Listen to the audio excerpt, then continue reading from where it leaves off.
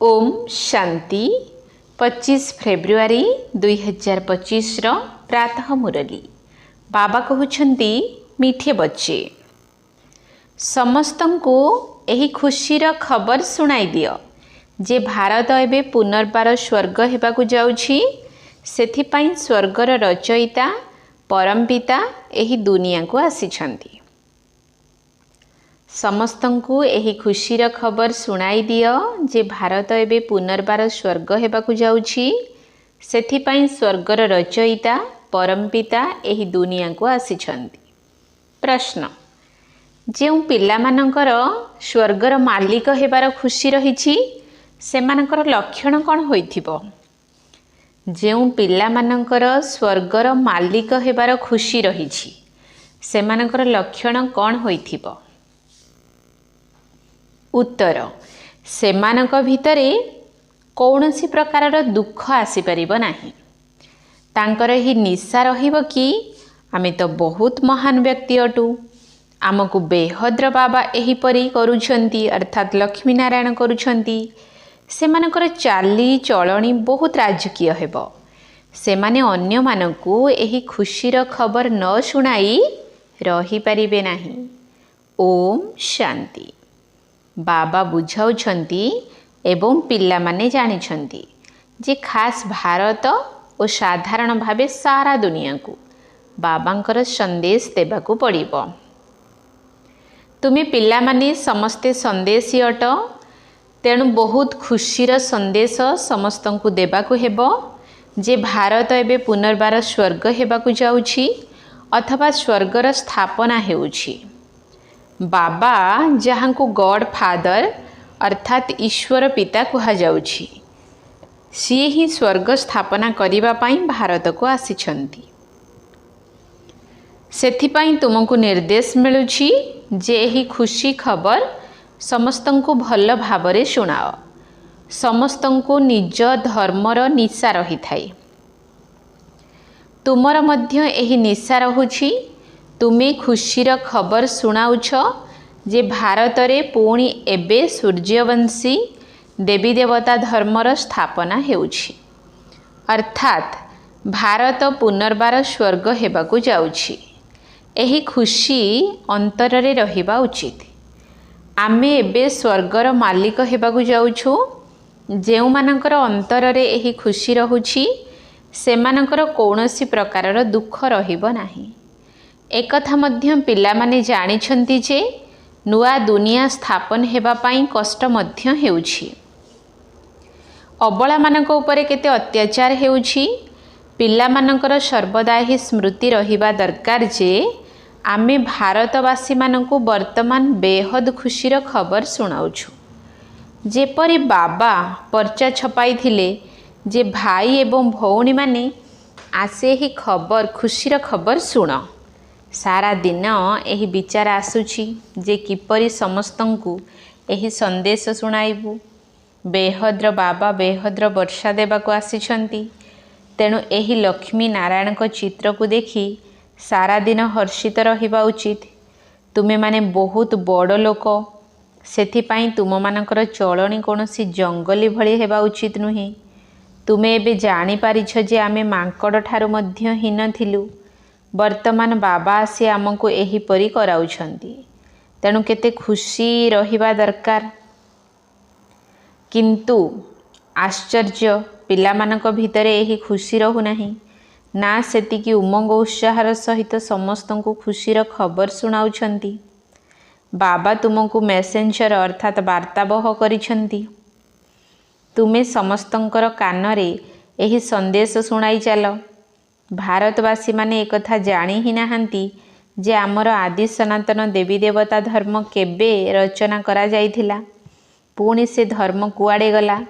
एबे तो केवल सेमानकर चित्र ही सबु रहिछि, अन्य सबु धर्म रहिछि, किंतु केवल आदि सनातन देवी देवता धर्म ही नाही। सेमानकर चित्र केवल भारत रे ही रहिछि। एबे पुणी सेही धर्म शिव बाबा ब्रह्मांक द्वारा स्थापना करुछंती। तेणु तुमे जदि समस्तंकु एही खुशीर खबर सुनाइब तेबे तुम अंतररे मध्य खुशी स्वतः रहिबो।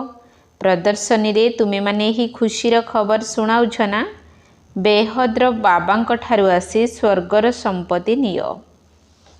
एही लक्ष्मी नारायण स्वर्गर मालिक थिले ना, तेबे सेमाने कुआडे गले एकथा केही भी बुझु नाहांती। सेथिपाई कुहा जाउछि समस्तंकर चेहेरा जदिओ मनुष्य सदृश किंतु गुण मांकड़ सदृश हो जाइछि। एबे तुमर चेहेरा मनुष्य सदृश रहिछि किंतु चरित्र देवता मानक सदृश हेबाकु जाउछि। तुमे माने जानुछ आमे पुनर्बार सर्वगुण संपन्न हेबाकु जाउछु, पुणी अन्य मानकु मध्य एही पुरुषार्थ कराइबाकु हेबो।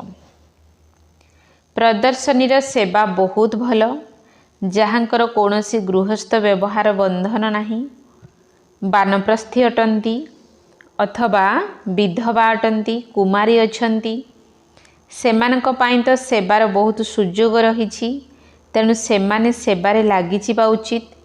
वर्तमान समय विवाह करिबा अर्थ निजको बर्बाद करिबा, विवाह न करिबा निजर भाग्य बनाइबा अटे। बाबा कहउछन्ति एही मृत्युलोक पतित दुनियार विनाश निश्चय हेबो। जदि तुमे माने पवित्र दुनिया को जीवाकू चाहुछ तेबे एही सेबारे लागि जिबा उचित। प्रदर्शनी परे प्रदर्शनी करिबा उचित। जेउ माने सेवाधारी संतान अटंती सेमानकर सेवार बहुत शौक रही थाए। बाबा को कई पचारुछंती मु चाकरी छाड़ी देबी।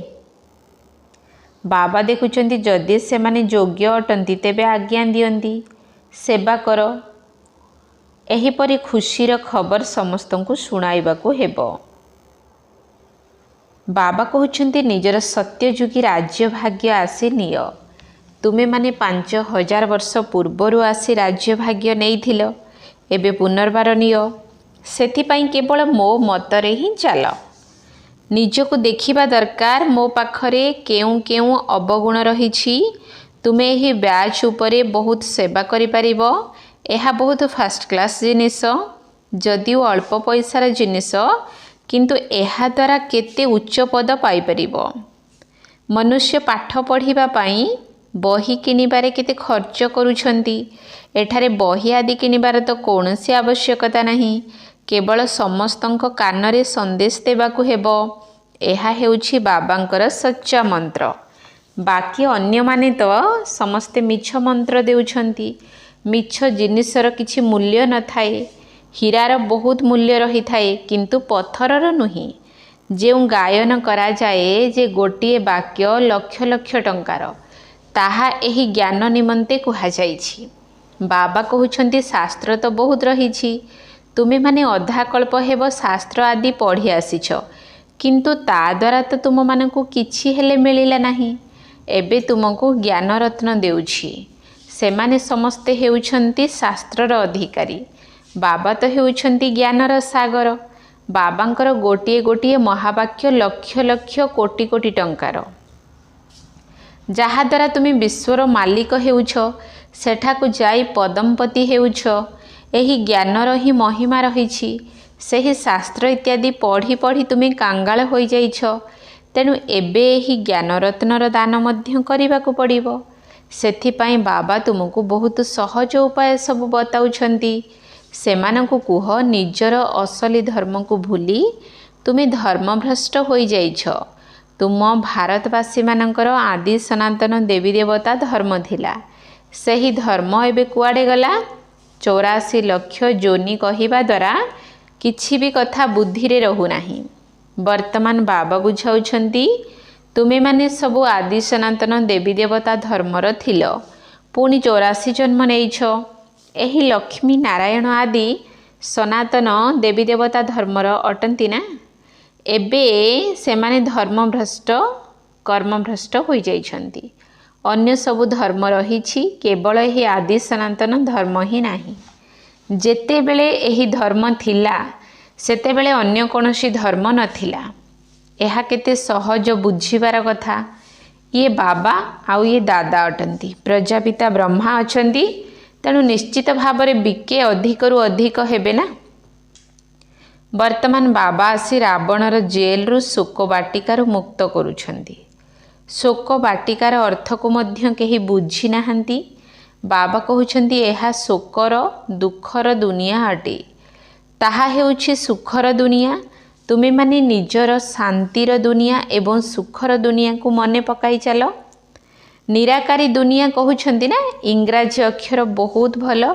ଇଂରାଜୀ ଭାଷା ତ ଚାଲି ଆସୁଛି, ଏବେ ତ ଅନେକ ଭାଷା ହୋଇଗଲାଣି। ମନୁଷ୍ୟ କିଛି ହେଲେ ବି ବୁଝୁନାହାନ୍ତି। ଏବେ କହୁଛନ୍ତି ନିର୍ଗୁଣ ବାଲ ସଂସ୍ଥା। ନିର୍ଗୁଣ ଅର୍ଥାତ୍ କୌଣସି ଗୁଣ ନାହିଁ। ସଂସ୍ଥାର ନାମ ଏଭଳି କରିଦେଇଛନ୍ତି। ନିର୍ଗୁଣର ଅର୍ଥକୁ ମଧ୍ୟ ବୁଝୁନାହାନ୍ତି। ବିନା ଅର୍ଥରେ ନାମ ରଖିଦେଉଛନ୍ତି। ଏହିଭଳି ଅସରନ୍ତି ସଂସ୍ଥା ରହିଛି। ଭାରତରେ ଏକମାତ୍ର ଆଦି ସନାତନ ଦେବୀ ଦେବତା ଧର୍ମର ସଂସ୍ଥା ଥିଲା। ଅନ୍ୟ କୌଣସି ଧର୍ମ ନଥିଲା। କିନ୍ତୁ ମନୁଷ୍ୟମାନେ 5000 ବର୍ଷ ପରିବର୍ତ୍ତେ କଳ୍ପର ଆୟୁଷ ଲକ୍ଷ ଲକ୍ଷ ବର୍ଷ ବୋଲି ଲେଖିଦେଇଛନ୍ତି। ତେଣୁ ତୁମମାନଙ୍କୁ ସମସ୍ତଙ୍କୁ ଏହି ଅଜ୍ଞାନତା ରୂପୀ ଅନ୍ଧକାରରୁ ବାହାର କରିବାକୁ ହେବ। ଏଥିପାଇଁ ସେବା କରିବାକୁ ପଡ଼ିବ। ଯଦିଓ ଏହି ଡ୍ରାମା ପୂର୍ବ ପ୍ରସ୍ତୁତ ଅଟେ, କିନ୍ତୁ ଶିବ ବାବାଙ୍କ ଯଜ୍ଞରୁ ଖାଇବେ, ପିଇବେ ଏବଂ କିଛି ବି ସେବା କରିବେ ନାହିଁ, ତେବେ ଧର୍ମରାଜ ଯିଏ ବାବାଙ୍କର ରାଇଟ୍ ହ୍ୟାଣ୍ଡ ଅର୍ଥାତ୍ ସହଯୋଗୀ ଅଟନ୍ତି, ସେ ନିଶ୍ଚିତ ଦଣ୍ଡ ଦେବେ। ସେଥିପାଇଁ ସାବଧାନ କରାଯାଉଛି। ସେବା କରିବା ତ ବହୁତ ସହଜ। କୌଣସି ବି ବ୍ୟକ୍ତିକୁ ସ୍ନେହର ସହିତ ବୁଝାଇ ପାରିବ। ବାବାଙ୍କ ପାଖକୁ କାହାର ସେବା ସମାଚାର ମଧ୍ୟ ଆସୁଛି ଯେ ଆମେ ମନ୍ଦିରକୁ ଗଲୁ, ଗଙ୍ଗା କୂଳକୁ ଗଲୁ। ଲୋକମାନେ ସକାଳୁ ଉଠି ମନ୍ଦିରକୁ ଯାଇଥାନ୍ତି। ସେଠାରେ ଆଧ୍ୟାତ୍ମିକବାଦୀମାନଙ୍କୁ ବୁଝାଇବା ବହୁତ ସହଜ ହେବ। ସବୁଠାରୁ ଭଲ ସ୍ଥାନ ହେଉଛି ଲକ୍ଷ୍ମୀ ନାରାୟଣଙ୍କ ମନ୍ଦିରରେ ସେବା କରିବା। ଆଚ୍ଛା, ସେହି ଲକ୍ଷ୍ମୀ ନାରାୟଣଙ୍କୁ ମଧ୍ୟ ଏହିପରି ଯୋଗ୍ୟ ଶିବ ବାବା ହିଁ କରିଥାନ୍ତି। ସେଠାକୁ ଯାଇ ବୁଝାଅ। ଏହି ପୁରୁଣା ପତିତ କଳିଯୁଗୀ ଦୁନିଆ ରୂପୀ ଜଙ୍ଗଲରେ ନିଆଁ ଲାଗିଯିବ।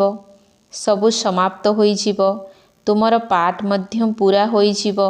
ତୁମେମାନେ ଯାଇ ରାଜକୋଳରେ ଜନ୍ମ ନେବ।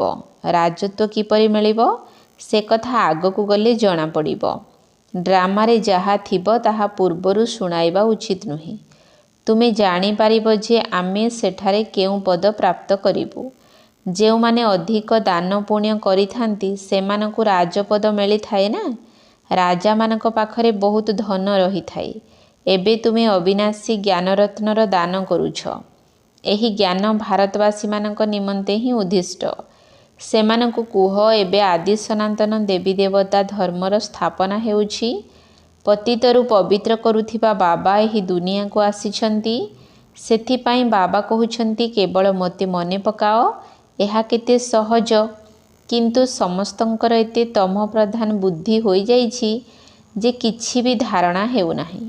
ମନୁଷ୍ୟମାନଙ୍କ ଭିତରେ ବିକାରର ପ୍ରବେଶତା ହୋଇଯାଇଛି। ଜୀବଜନ୍ତୁ ମଧ୍ୟ ଭିନ୍ନ ଭିନ୍ନ ପ୍ରକାରର ରହିଛନ୍ତି। କାହା ପାଖରେ ବହୁତ କ୍ରୋଧ ଥାଏ। ପ୍ରତ୍ୟେକ ଜୀବଜନ୍ତୁଙ୍କର ସ୍ୱଭାବ ଅଲଗା ଅଲଗା ହୋଇଥାଏ। ଭିନ୍ନ ଭିନ୍ନ ପ୍ରକାରର ଦୁଃଖଦାୟୀ ସ୍ୱଭାବ ରହିଥାଏ। ସର୍ବପ୍ରଥମ ଅଧିକ ଦୁଃଖ ଦେଉଥିବା ବିକାର ହେଉଛି କାମ ବିକାର। ରାବଣ ରାଜ୍ୟରେ ହିଁ ଏହି ବିକାରମାନଙ୍କର ରାଜ୍ୟ ଚାଲିଛି। ବାବା ତ ପ୍ରତିଦିନ ବୁଝାଇ ଚାଲିଛନ୍ତି। କେତେ ଭଲ ଭଲ କନ୍ୟା ସବୁ ଅଛନ୍ତି। ବିଚାରୀମାନେ ବନ୍ଧନରେ ଅଛନ୍ତି, ଯେଉଁମାନଙ୍କୁ ବାନ୍ଧେଲି କୁହାଯାଉଛି। ବାସ୍ତବରେ ସେମାନଙ୍କ ପାଖରେ ଯଦି ଜ୍ଞାନର ପରାକାଷ୍ଠା ଆସିଯିବ, ତାହାହେଲେ କେହି ବି ତାଙ୍କୁ ଧରିପାରିବେ ନାହିଁ। କିନ୍ତୁ ସେମାନଙ୍କ ଭିତରେ ମୋହର ପ୍ରଭାବ ବହୁତ ରହିଛି। ସନ୍ନ୍ୟାସୀମାନଙ୍କର ମଧ୍ୟ ଘରଦ୍ୱାର ମନେ ପଡ଼ିଥାଏ। ବହୁତ ମୁସ୍କିଲରେ ଏହି ଆସକ୍ତି କଟିଥାଏ। ଏବେ ତୁମକୁ ତ ମିତ୍ର ସମ୍ବନ୍ଧୀ ଆଦି ସମସ୍ତଙ୍କୁ ଭୁଲିବାକୁ ହେବ, କାରଣ ଏହି ପୁରୁଣା ଦୁନିଆ ହିଁ ସମାପ୍ତ ହେବାକୁ ଯାଉଛି। ଏହି ଶରୀରକୁ ମଧ୍ୟ ଭୁଲି ଯିବାକୁ ପଡ଼ିବ। ନିଜକୁ ଆତ୍ମା ନିଶ୍ଚୟ କରି ବାବାଙ୍କୁ ମନେ ପକାଇବାକୁ ହେବ। ପବିତ୍ର ମଧ୍ୟ ହେବାକୁ ପଡ଼ିବ। ସମସ୍ତଙ୍କୁ 84 ଜନ୍ମର ପାଠ ତ କରିବାକୁ ହିଁ ହେବ। ନାଟକ ମଝିରେ ତ କେହି ଘରକୁ ଯାଇପାରିବେ ନାହିଁ। ଏବେ ନାଟକ ଶେଷ ହେବାକୁ ଯାଉଛି। ତୁମ ସନ୍ତାନମାନଙ୍କର ବହୁତ ଖୁସି ରହିବା ଉଚିତ। ଏବେ ଆମକୁ ନିଜ ଘରକୁ ଯିବାକୁ ହେବ। ଅଭିନୟ ଶେଷ ହେଲା, ଉତ୍କଣ୍ଠା ଆସିବା ଦରକାର। किपरि बाबांकु बहुत मने पकाइबु। जोग द्वारा ही विकर्म विनाश हेब। प्रथमे घर को जाई पुणी सुखधाम को आसिब। केतेक भाबुछंती तुरंत ही दुनियारू चली जिबु, किंतु जीवे कुआडे? प्रथमे तो उच्च पद पाइबा पाई मेहनत करिबा दरकार ना। प्रथमे निजर नाड़ी देखिबाकू हेब। मु केते योग्य होईछि, स्वर्ग को जाई कौन करिबी? प्रथमे तो योग्य हेबाकू पड़िबो ना। बाबांकर सुपुत्र हेबाकू पड़िबो। एही लक्ष्मी नारायण सुपुत्र योग्य अटंती ना। पिला मानंकु देखि भगवान मध्य कहुछंती ये बहुत भल सेवा योग्य संतान अटंती। आउ कहा पाई तो कहुछंती ये योग्य नुहंती। मागणारे निजर पद मध्य भ्रष्ट करुछंती। बाबा तो सत कहुछंती ना। समस्ते डाकुछंती मध्य, हे पतित पावन आस, आसी आमको सुख धामर मालिक कर। भगवान को असरंती सुख मागुछंती ना। तेणु बाबा कहउछंती किछि तो सेवा करिबा योग्य हुओ। जेउ माने मोर भक्त अटंती सेमानको एही खुशीर खबर सुनाओ जे वर्तमान शिव बाबा संपत्ति देउछंती। से कहउछंती मोते मने पकाओ एवं पवित्र हुओ, तेबे पवित्र दुनियार मालिक होइजिबो। एही पुराणा दुनिया रे निया लागुछि। तुम सम्मुखरे लक्ष्य एवं उद्देश्य रहिछि, तेणु बहुत खुशी रहुछि। आमको एहीपरि हेबाकू पड़िबो। सारा दिन बुद्धि रे एही कथा मने रहिले केबे भी कोनोसी शैतानी काम हेबो नाही। आमे सेहीपरि हेबाकू जाउछु, तेणु एपरि ओलटा काम किपरि करि परिबु? किंतु जदि काहार भाग्य रे नाही, तेबे एहीपरि उपाय मध्य चिंता करि पारु नाहंती। निजर रोजगार जमा करू नाहंती। एबे केते भल रोजगार हेउछि। घरे बसी समस्तंकु निज पाई रोजगार करी पुणी अन्य मानकु रोजगार कराइबाकू हेबो। तुमे माने घरे बसी एही स्वदर्शन चक्र घुराओ, अन्य मानकु मध्य स्वदर्शन चक्रधारी कराइबाकू पड़िबो। जेते अन्य मानकु एपरि कराइबो सेते तुमर पद उच्च हेबो। एही लक्ष्मी नारायणक सदृश होई परिबो। एहा ही तुमर लक्ष्य अटे। सूर्यवंशी हेबा पाई ही समस्ते हाथ उठाउछंती। एही चित्र मध्य प्रदर्शनी रे बहुत काम रे आसी परिबो। एहा उपरे बुझाइबाकू हेबो। आमको उच्चरु उच्च बाबा जहा सुनाउछंती ताहा ही आमे सुनुछु। भक्ति मार्गर कथा सुनिबाकू आमे पसंद करू नाहु। एही चित्र सबु तो बहुत भल जिनिस। एहा उपरे तुमे बहुत सेवा करि परिबो। अच्छा, मीठा मीठा सिकिल धे संतान मानक प्रति माता पिता बाप दादांकर मधुर स्नेह संपन्न शुभेच्छा एवं सुप्रभात। आत्मिक पितांकर आत्मिक संतान मानकु नमस्ते। आत्मिक संतान मानकर आत्मिक बाप दादांकु नमस्ते नमस्ते नमस्ते। सुप्रभात। धारणा पाई मुख्य सार। 1 नंबर पॉइंट, निजर नाड़ी को देखिबाकू हेबो जे मु केते योग्य होइछि।